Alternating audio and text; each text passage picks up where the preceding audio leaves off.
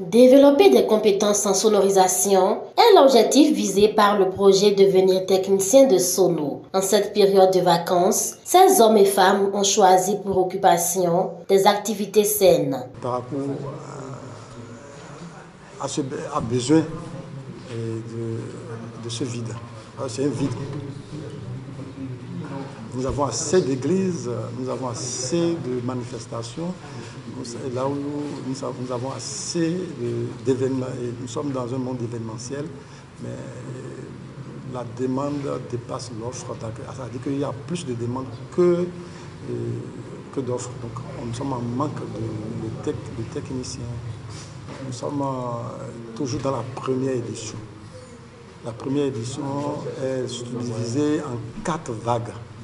Donc une vague par trimestre. Donc ça nous fait 4 vagues pour l'année 2024. Donc espacées de 3 mois chacune. Avec des modules différents. Bon, la table de mixage, généralement, on en trouve partout, dans les églises, sur les manifestations, lors des événementiels. Il y a les égaliseurs, il y a les processeurs,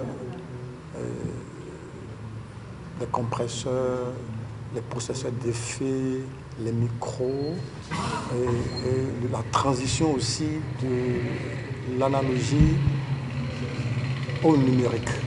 Parce que nous sommes, qu'on veuille ou pas, dans un monde numérique. Ça s'impose à nous, ce n'est pas un luxe. À peine démarré, les participants se réjouissent de l'initiative. Personnellement, j'ai choisi la formation parce que je me suis rendu compte que j'avais des lacunes en matière de fourniture de son et pour les événements. C'est la raison pour laquelle j'ai choisi m'inscrire pour la formation. Justement, aujourd'hui, je peux m'appeler technicien de son. Par contre, hier, je n'étais qu'un débrouillard. Ça veut dire quoi? J'ai réussi à corriger beaucoup de lacunes. Au fur et à mesure que je viens ici, j'ai beaucoup de choses que je corrige parce que j'apprends. Et dans cet apprentissage, je peux aussi corriger un autre sur le terrain. Ça veut dire que le savoir est au niveau. Tous les jours que je viens ici, j'apprends toujours quelque chose de plus. Voilà ce qui explique ma présence ici. Mes ambitions, c'est que je puisse prendre de grands marchés. Parce qu'auparavant, des fois, on est confronté à gérer de grands marchés, mais nous-mêmes, nous nous trouvons incapables. Parce que nous n'avons pas le savoir requis, ce qu'il faut pour affronter ces événements. Mais aujourd'hui, même si le marché, quelle que soit l'ampleur, l'envergure du marché de sonorisation, je peux me porter garant et gérer l'événement.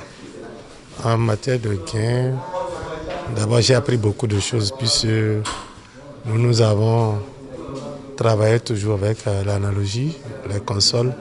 Or actuellement il y a le numérique, donc il nous faut avancer. Et surtout en matière de technologie, c'est de jour en jour que les choses changent. Donc nous avons voulu apprendre, nous lancer dans cette aventure-là pour comprendre ce qui se fait dans le numérique. Alors ce que j'ai gagné, c'est la manière dont la console numérique se manipule et qui semble ou qui a sa source dans l'analogie. Lorsqu'on maîtrise l'analogie avec le numérique, avec un peu plus d'attention, on arrive quand même à s'en sortir.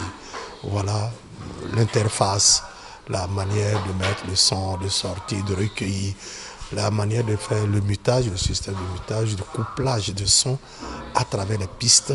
Voilà un peu de ces trucs que j'ai pu comprendre. En attendant la clôture de cet atelier de formation, la dernière étape s'annonce avec beaucoup de surprises.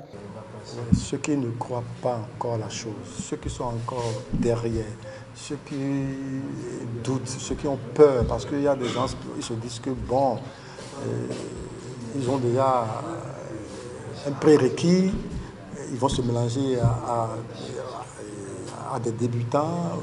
Non, ils n'ont qu'à sortir. Et c'est ensemble que nous allons trouver la solution pouvoir repartir les classes. Voilà, donc c'est pour tout le monde. Nous ne sommes pas encore dans le schéma de masterclass. C'est ça que nous voulons faire au commencement. Mais on a compris que la cible n'est pas là-bas. La cible, c'est ce que nous sommes en train de faire. La preuve est que pour la première vague, ils étaient plus d'une soixantaine. Bon, maintenant, le record n'est pas battu, c'est vrai, parce que dû à la morosité économique et financière que tout le monde connaît, qui est très planétaire. Donc, sinon, cette salle, ça n'allait pas nous suffire, parce qu'on a atteint la cible. Voilà. Nous souhaitons vivement que nous évoluons sans sponsor, nous évoluons sans mécène, parce qu'il faut d'abord ramener la chose au genou avant que peut-être les bonnes volontés arrivent à nous soutenir. Donc on ne va pas refuser. On ne va pas refuser.